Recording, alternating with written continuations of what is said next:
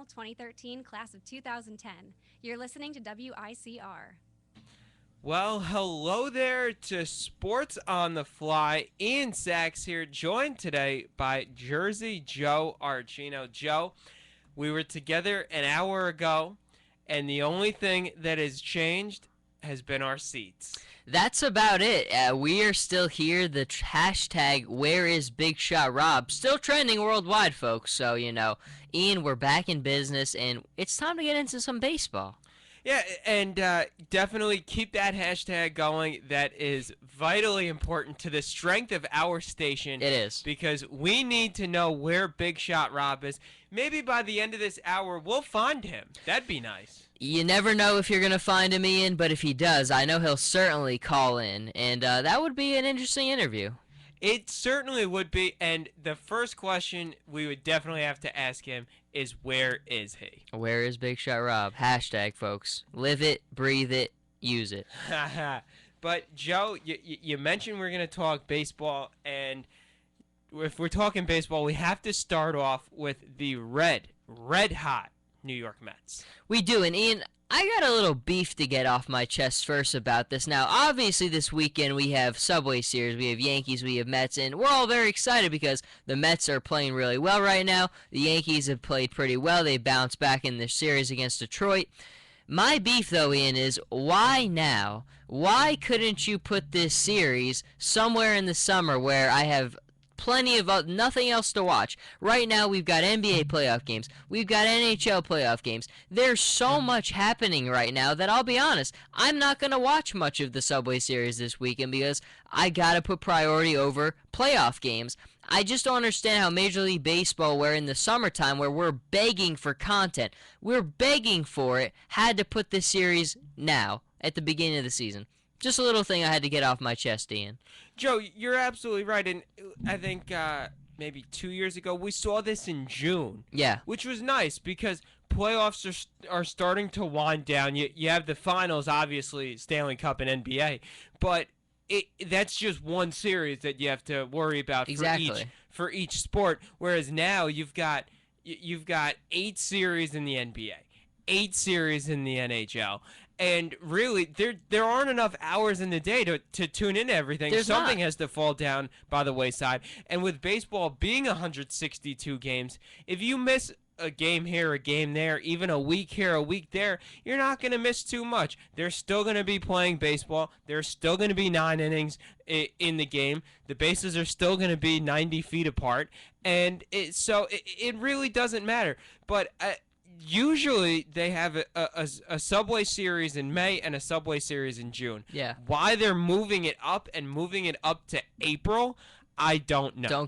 And you hit the nail on the head. And it's all about urgency. I mean, in the business, when we're watching playoff games, these are what we wait for all year. I mean, these are can't miss things. You can't miss them. And if you're telling me I'm going to have to miss them for a baseball game this early, when, let's be honest, these games really are meaningless this early, I don't know. I can't sacrifice the playoff games for it. I just can't. No, and that's a problem with baseball. That's why you don't see fans flocking to baseball games until the summer for a couple of reasons. One, obviously, the warmer weather, but a big thing is because there's nothing else going on then. When you hit July, you don't have the NBA, you don't have the NHL, you don't have the NFL. The baseball is the only store in town, but probably the reason they moved it up is to try to compete right now. Because they know that they're going to have the audience in July and August. But in April, as we were saying, they're going up against all these other professional sports that are in more of a peak time of the season. So they figure instead of just giving up, why not put on these big matchups that maybe they'll draw some fans to? See, and I think that is a big problem with Major League Baseball, is there is that mentality where we can compete with the NBA playoffs and we can compete with the NHL playoffs. I just think they've been a little bit behind the ball in that regard, and I think it's getting much better. I think Rob Manfred is definitely doing the right thing. I mean, the biggest crux, I think, for baseball for a long time was, I don't know if you remember, there was an article that probably came around November last year that said that Bud Selig had never even opened an email during his time as being commissioner, and that shows you all you need to know, the lack of progressiveness. I mean, look, that's one thing you always give the NFL credit for, is the NFL, in terms of popularity, in terms of viewership, no one can match it right now.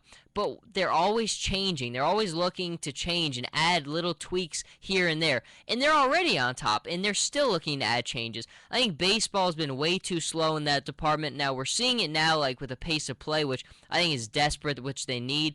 But again, this is another one of those things that you look at where, let's be honest, baseball, if you're really trying to bring in the droves of people watching, this wasn't the best time to put this series. But again, got to get a little bit off my chest, Ian Sachs. It's a good place. This is a safe place. It is. And, Joe, this is going to be a great matchup. Both teams right now owning at least a share of their division first place.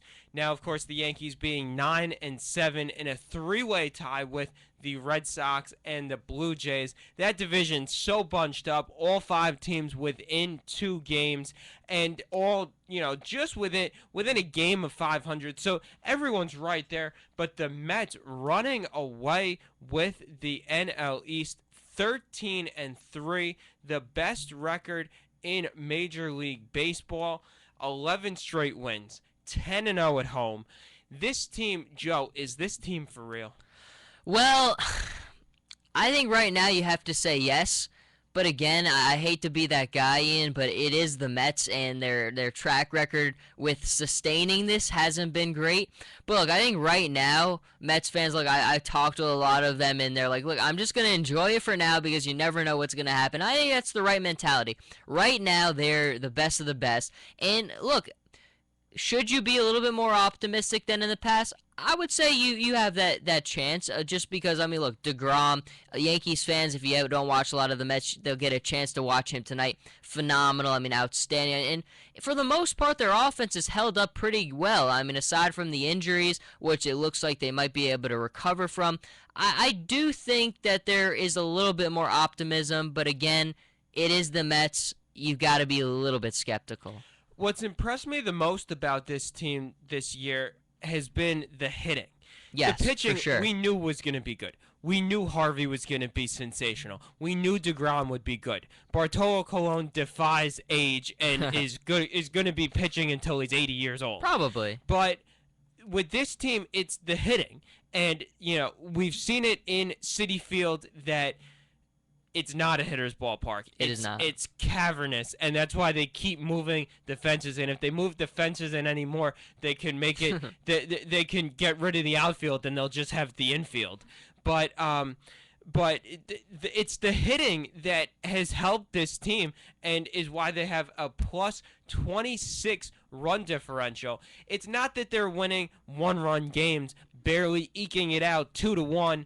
And needing their pitcher to be almost perfect, that they're getting the run support, which is something that we haven't seen from the Mets in a long time.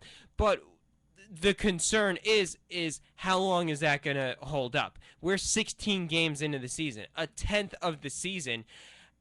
It's not a sprint to the first 10 games or the first tenth of the season. It's a long grind of a race that's 162 games long. And will the Mets offense hold up? I don't know. Well, I mean, that's the amazing thing for me, too, is, I mean, you take into consideration what's going on with David Wright and the hamstring. The fact that they've been as potent offensively as they have is incredible. And look, at the end of the day in baseball, it really all comes down to timely hitting. That's all it is. I mean, if it doesn't matter how good your batters are during certain points of the season, it all just comes down to timely hitting. It has for the last 6 years in the playoffs and the postseason and big games. It just all comes down to, can you get a hit when you really need one? And look, that's what they've done. And if this is kind of the new mantra for this team, the ability to get those timely hits, even with a guy like David Wright being banged up, look, I don't think you could ask for more, because you know what you're going to get from the pitching side. If you get that timely hitting, look, they're going to sustain this.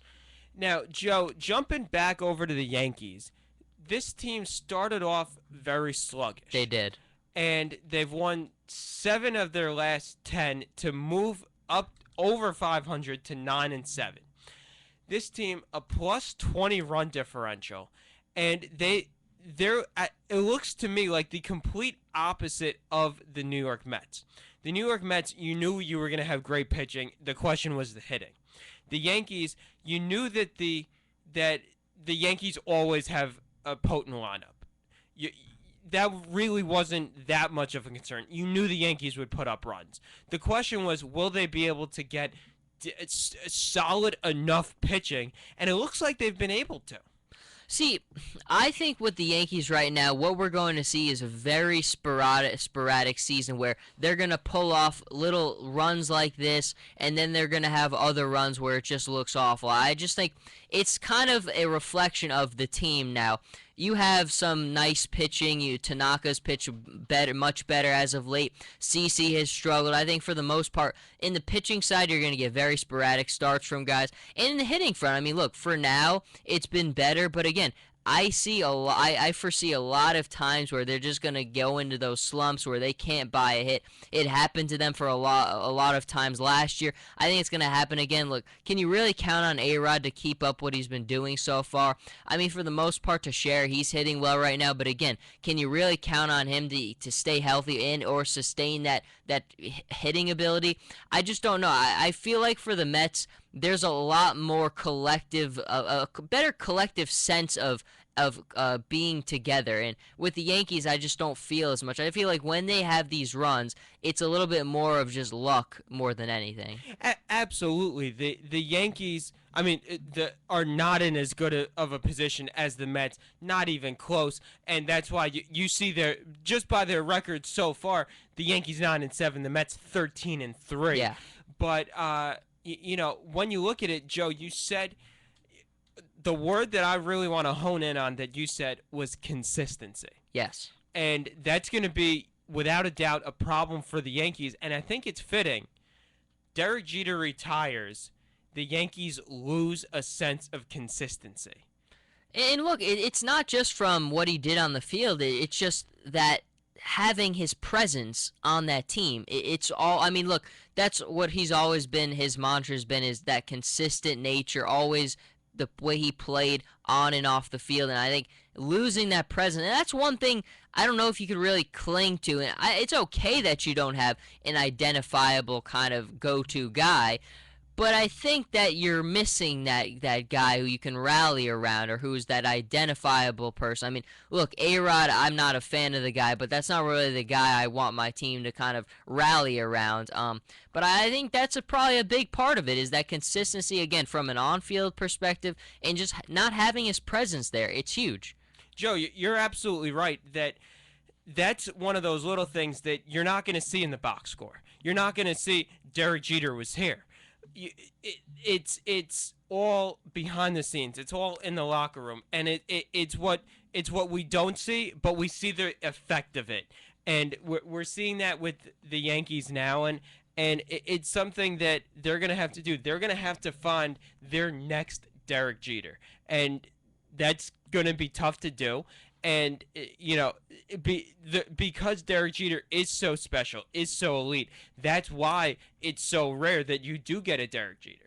It is, and look, it's going to take a long time. It is. I mean, at the end of the day, my feelings on the Yankees were set your expectations as low as you can go, because this team is right now, this season, they're kind of going to blur that line between mediocrity and just being average, which I think we're kind of seeing. 9-7, they're going to pull off some stretches where they're looking pretty good, and then they're going to kind of crash back down to earth and have some bad stretches. It all just comes down to the farm system. They've got to reinvest in that. That's the only way they're going to get back to greatness. And look, when you look back to the runs that they had where they were winning all these World Series titles, the core of those teams all developed in the farm system. They filled out the holes within free agency. I think that's the formula that they have to get back to, and they're just not there yet. But it's going to take a while, and I don't know how patient Yankee fans are because they're so used to winning, but you've got to be patient because it's going to take some time. Well, Joe, Excellent thoughts. We'll see how the Subway Series goes this weekend. Obviously, we probably won't be focusing on it. There are tons and tons of playoff There action certainly also is. this weekend. But if you're a New York baseball fan, it's a great time because the Yankees are somewhat decent. The Mets are riding high, and it should be a very fun series. Unfortunately, it conflicts with so many other great sporting spectacles. But we'll take a quick break, maybe do a little more around the MLB outside of New York, and then later we'll get into some playoff hockey, sports on the fly, Ian Sachs, and Jersey Joe Archino. ICR.